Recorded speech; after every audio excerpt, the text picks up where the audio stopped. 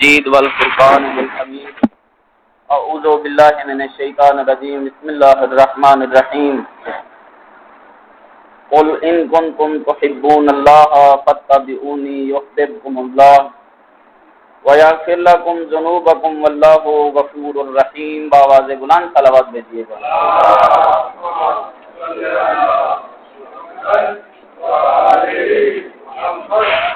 تقوی پروردگار کی وصیت و نصیحت کے بعد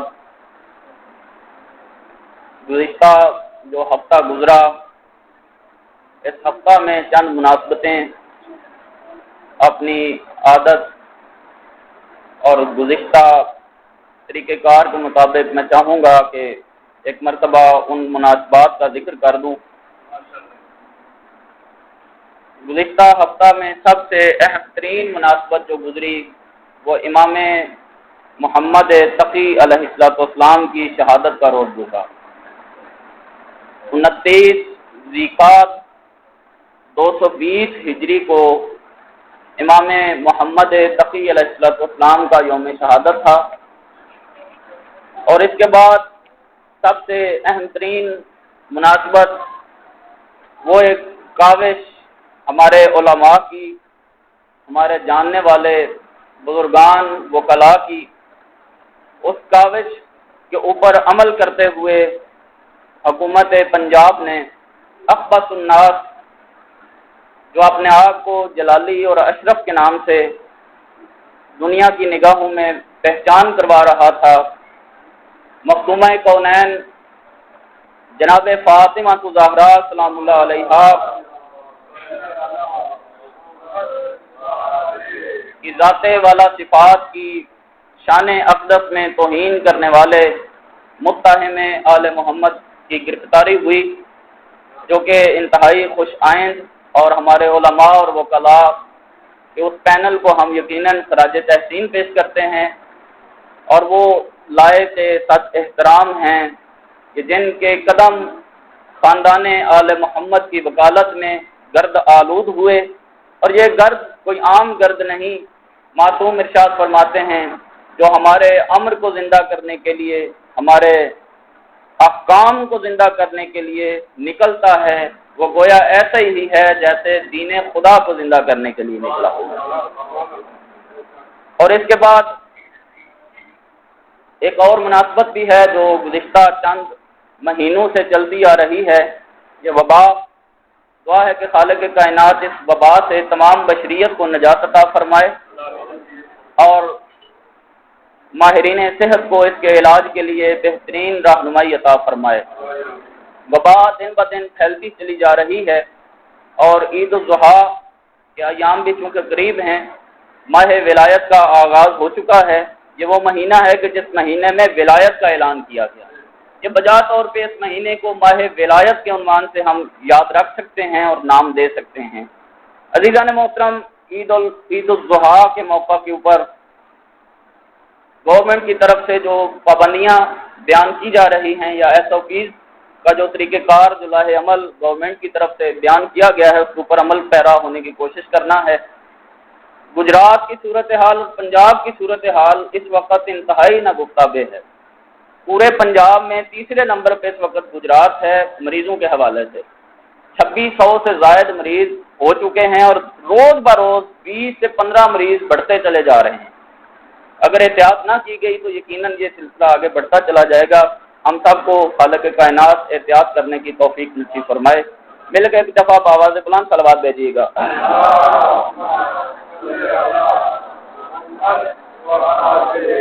آئندہ ہفتہ بھی انتہائی اہم ترین ہفتہ ہے. امام محمد باقر علیہ السلام کی شہادت کا روز بھی ہے اور ایک بڑے ہی پیارے صحابی سرکار رسالت مآب کے بہت دلدادہ اور بہت خوبصورت صحابی جناب ابو ذر غفاری، ان کا بھی روز شہادت آ رہا ہے.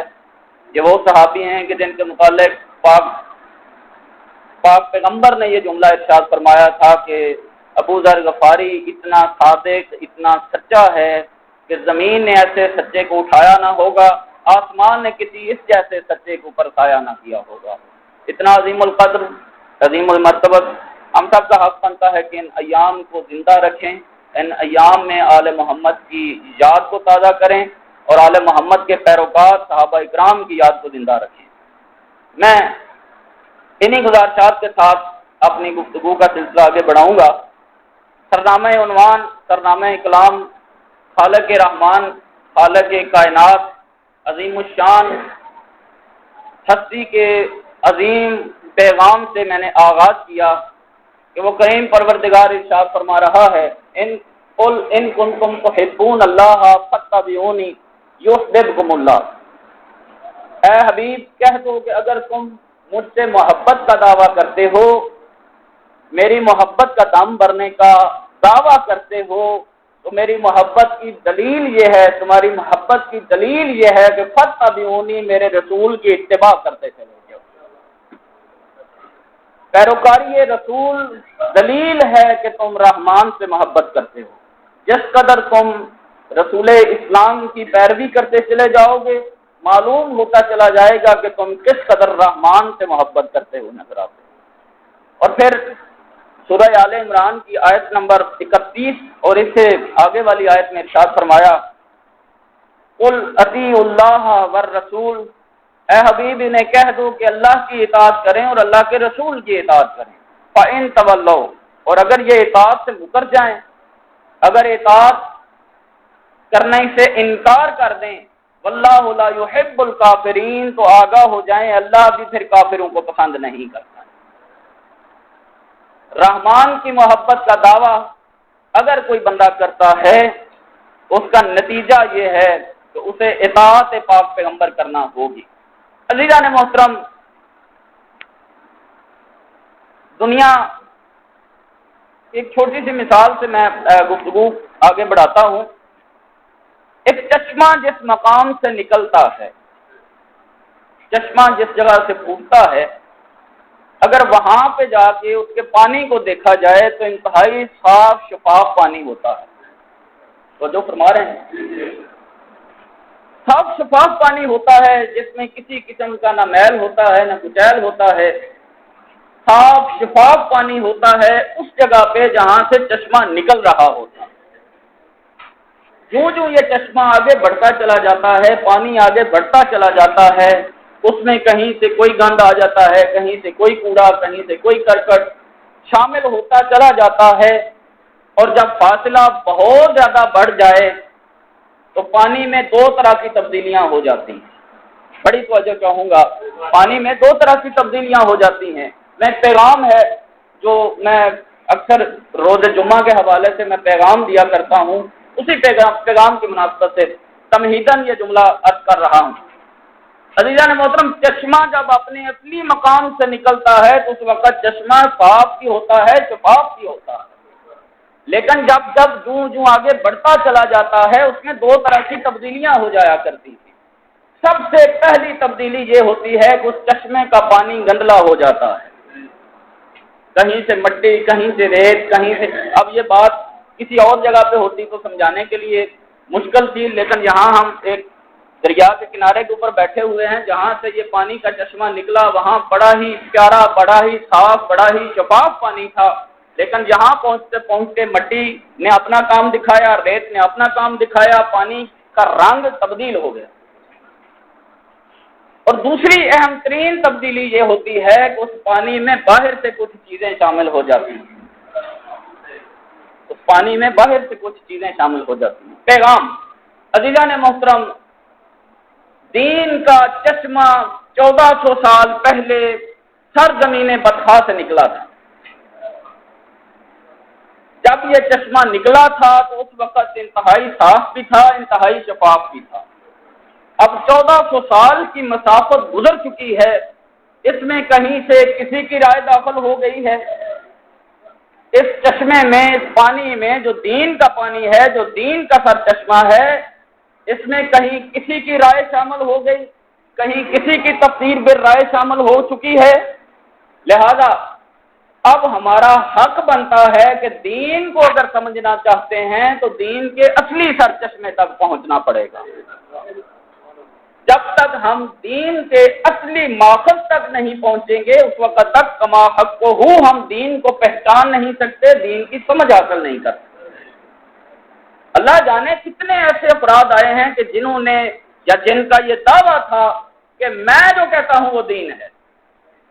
اب اسی دنیا میں، اسی دور میں، ہم جس دور میں ہم زندگی بسر کر رہے ہیں، کیسے اب ایسے افراد ہیں کہ جو شبیہ مصطفیٰ کے ممبر کے اوپر بیٹھ کے جو کچھ بیان کر رہے ہوتے ہیں وہ کہتے ہیں کہ یہی حرف آخر بھی ہے اور یہی دین ہے۔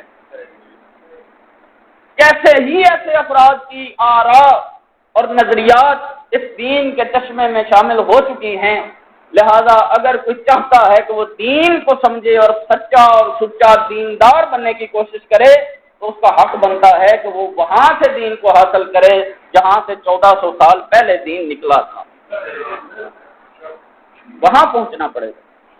دین کا وہ سرچشمہ کہ جہاں جا کے انسان نے دین کو حاصل کرنا ہے، وہ کون سا سرچشمہ ہے؟ اور کسی اور سے نہیں، انہی ہستیوں سے پوچھ لیتے ہیں جو دین کا اصلی سرچشمہ ہے۔ ارشاد فرمایا انی تارک فیکم الثقلین کتاب اللہ و عترتی اہل بیتی، دنیا والوں میں جا رہا ہوں اور تمہارے درمیان دو گراں قدر چیزیں چھوڑے جا رہا ہوں۔ دو گراں قدر چیزیں، کون سی دو گراں قدر چیزیں؟ وہی چیزیں جو رسول اسلام کے نزدیک بعد از رسول دنیا کے لیے دین کا اصلی ماخذ ہیں، دین کا اصلی سرچشمہ ہے، وہ دو چیزیں۔ ارشاد فرمایا ایک قرآن کو چھوڑ کے جا رہا ہوں اور دوسرا میں اپنی اہل بیت اور عترت کو چھوڑے جا رہا ہوں۔ عترت آل محمد، خاندان آل محمد، اہل بیت علیہ السلام دین کا حقیقی سرچشمہ ہے۔ اگر کوئی چاہتا ہے کہ دین کو سیکھے، دین کی سمجھ بوجھ پیدا کرے، اسے آنا پڑے گا اسی دروازے کے اوپر کہ جس دروازے کے متعلق پاک پیغمبر نے ارشاد فرمایا تھا کہ انا مدینۃ العلم و علی بابہ، کہ میں شہر علم ہوں، علی اس کا دروازہ۔ جس دین کے جس دروازے کو علی ابن ابی طالب کہتے ہیں، اس دروازے کے اوپر آنا پڑے گا۔ عزیزان محترم، واجب الاحترام بزرگان، لیکن ہماری حالت اور اپنی حالت زار کو اگر دیکھا جائے تو حالت یہ ہے کہ نہ ہم نے قرآن کی مانی، نہ ہم نے اہل بیت کی مانی، نہ ہم قرآن سے کچھ استفادہ کر سکے، نہ ہم آل محمد سے کچھ استفادہ کر سکے۔ دین، محبت کا دعویٰ کرنا، محبت کی عظمت کا اقرار کرنا، یہ فقط عام سی باتیں ہیں اور یہ تو ہم علل اعلان کرتے ہیں اور فخر کر کے ساتھ کرتے ہیں کہ ہم آل محمد کے ساتھ محبت کرتے ہیں۔ عزیزان محترم، میں مثال کے ساتھ عرض کروں، زیادہ وقت بھی نہیں لینا چاہتا آپ کا۔ عزیزوں، دوستوں، بزرگوں، یہ مسجد ہم نے لاکھوں کروڑوں روپیہ خرچ کر کے بنا دی۔ ایک شخص یہاں سے روزانہ گزرتا ہے، اس مسجد کی دیوار کو ہاتھ لگا کے بوسہ لے لیتا ہے۔ کیا آپ یہ کہہ سکتے ہیں کہ وہ بندہ جو مسجد کی دیوار کو ہاتھ لگا کے چوم رہا ہے وہ مسجد سے محبت نہیں کرتا؟ توجہ فرمائیے گا۔ کیا کوئی بندہ یہ دعویٰ کر سکتا ہے کہ جو بندہ مسجد کی دیوار کو ہاتھ لگا کے چوم رہا ہے وہ مسجد سے محبت نہیں کرتا؟ یقیناً وہ محبت کرتا ہے، لیکن کیا محبت کا تقاضا یہی ہے کہ مسجد کو ہاتھ لگا کے فقط چوم لیا جائے؟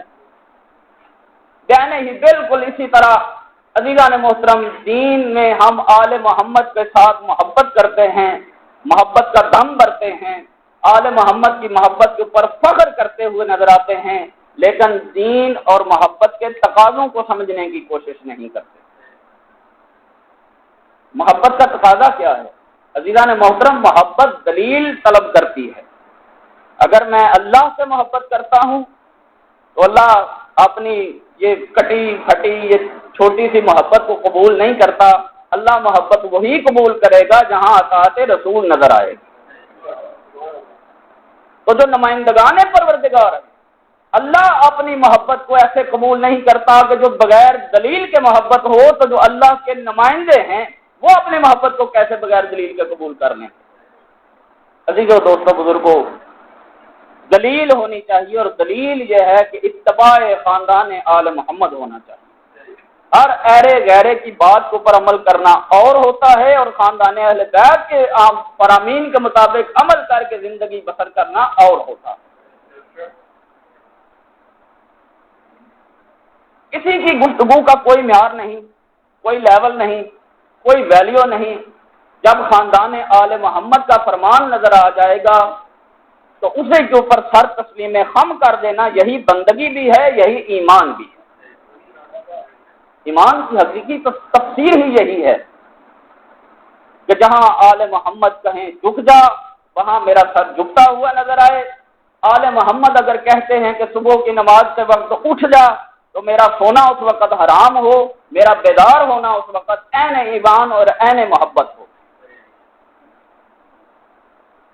عزیزان محترم، متوجہ رہیے کہ آپ ہر ایرے گہرے کی بات کی کوئی حیثیت یا ویلیو نہیں سمجھتے۔ ہمارے نزدیک فقط اور فقط حق کا پیغام بھی آل محمد ہیں، حق کا فرمان بھی آل محمد ہیں، حق کی تفسیر بھی آل محمد ہیں، اور حق کی حقیقی تصویر بھی آل محمد ہے۔ مل کے درود بھیجیے گا خاندان اہل بیت۔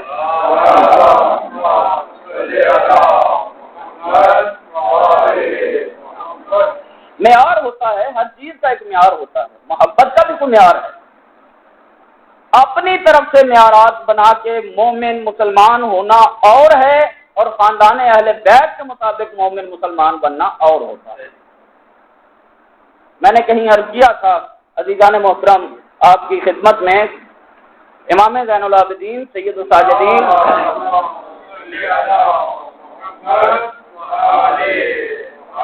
آقا نامدار مصلی عبادت بچھا کے عبادت پروردگار میں مصروف ہیں، اور دستک ہوتی ہے، اور دستک کے بعد کنیز آگے بڑھتی ہے، کنیز جا کے دروازہ کھولتی ہے۔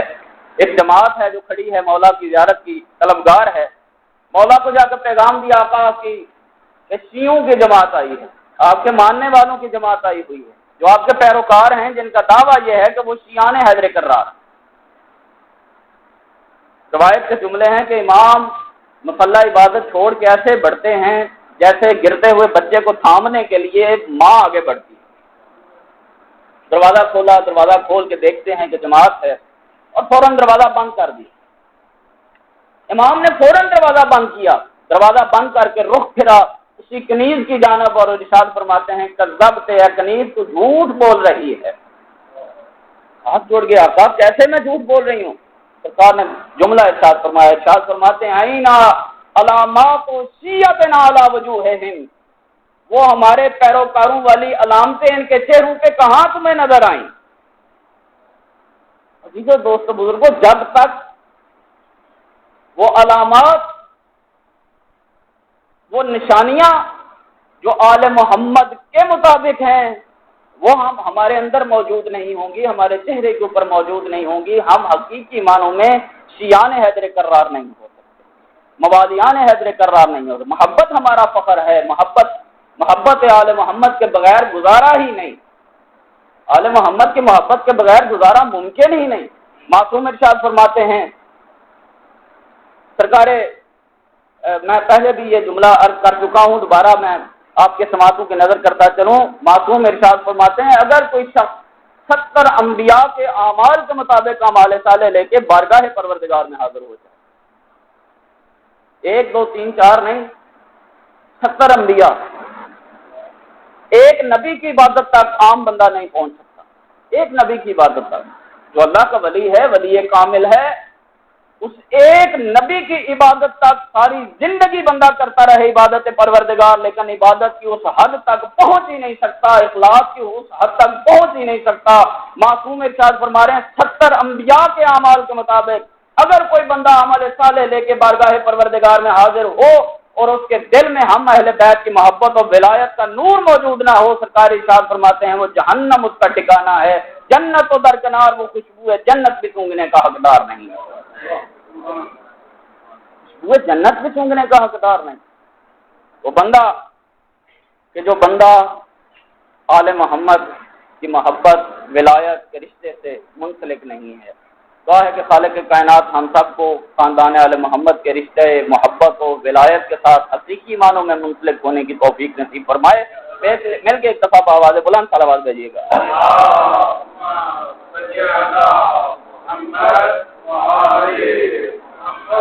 عزیزان محترم، محبت کے سوا اور کوئی دین نہیں۔ امام محمد باقر علیہ السلام نے ارشاد فرمایا تھا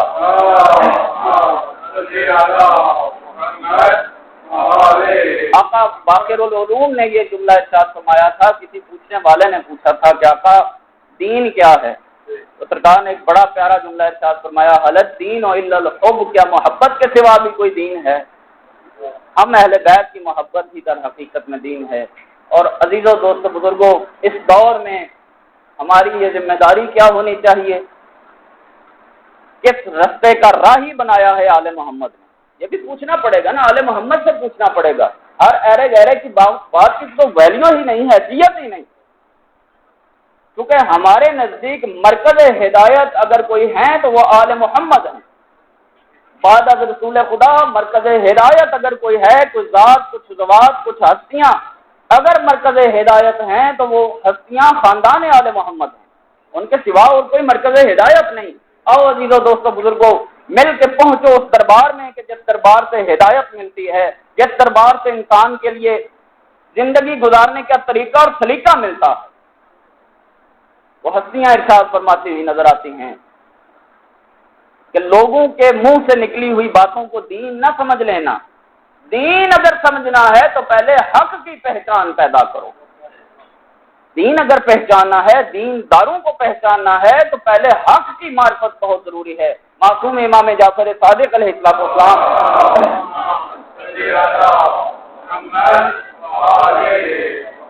آقا نامدار نے جملہ ارشاد فرمایا تھا، میں بڑی جلدی کے ساتھ گفتگو کو تمام کروں۔ سرکار نے یہ جملہ ارشاد فرمایا تھا، من دخل فی الدین بالرجال، جو بندہ لوگوں کی وجہ سے دین میں داخل ہوتا ہے، افراد کو دیکھ کے، شخصیات کو دیکھ کے، کسی پڑھنے والے کی پڑھائی کو دیکھ کے، کسی اچھے مقرر کی گفتگو کو سن کے جو بندہ دین میں داخل ہوتا ہے تو بڑا اچھا جی، بڑا پیارا مقرر ہے جی، بڑا بہت پیاری گفتگو کرتا ہے جی، بڑا لچھے دار تقریر کرتا ہے، اس کی تقریر سے متاثر ہو کے اگر کوئی بندہ دین میں داخل ہوتا ہے تو تیرے اور میرے چھٹے امام، چھٹے لال ولایت یہ جملہ ارشاد فرما رہے ہیں، من داخل فی الدین بالرجال، جو بندہ لوگوں کی وجہ سے دین میں داخل ہوتا ہے، اخرج منہ الرجال، تو پھر وہی لوگ اسے دین سے نکال دیتے ہیں، پھر وہی لوگ اسے دین سے خارج کر دیتے ہیں۔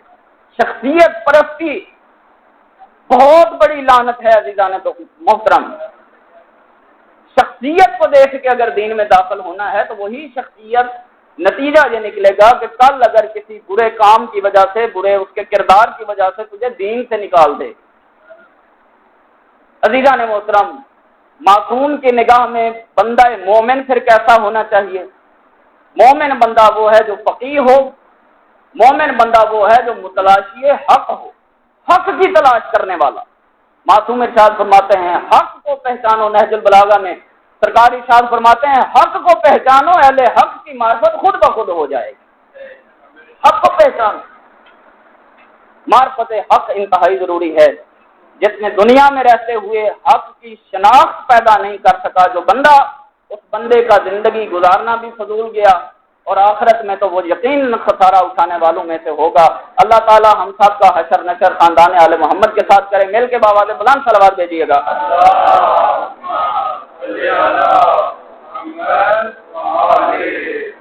بے بصیرتی کسی لحاظ سے بھی قابل قبول نہیں۔ امام علی علیہ السلام کے بڑے ہی پیارے صحابی،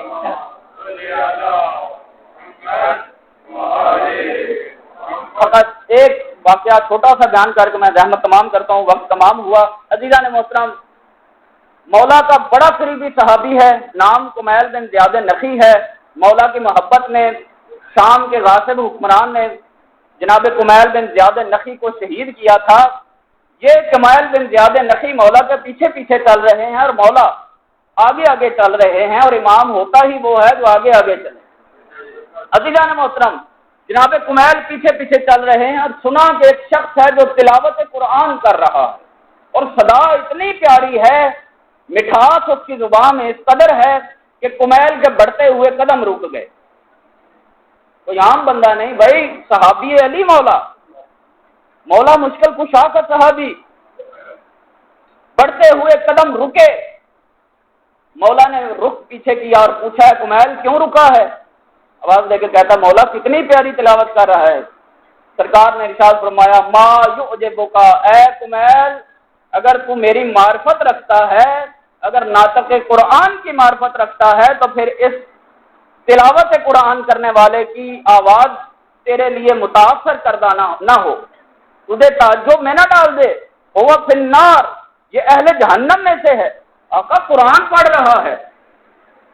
اب لبادے بدل بدل کے جو بندے آتے ہیں، اگر ولایت کا لبادہ اوڑھ کے ممبر کے اوپر بیٹھ کے ولایت کے قصیدے پڑھتا ہوا نظر آئے، لیکن معصوم کی نگاہ میں اس کی زبان کی شیرینی کی کوئی حیثیت نہیں، اس کی تقریر کی کوئی حیثیت نہیں، جب حقیقی معنوں میں وہ ولایت کا پیروکار نہیں، معرفت ولایت نہیں رکھتا، تو اس کی سارے کے سارے اعمال بھی حقارت ہوں گے، اور معصوم یہ جملہ ارشاد فرما رہے ہوں گے، ہوا فی النار، وہ اہل نار میں سے ہے، وہ جنتی نہیں، وہ جنت کی خوشبو سونگھنے کا بھی حقدار، جنت کی خوشبو سونگھنے کا بھی حقدار نہیں وہ بندہ۔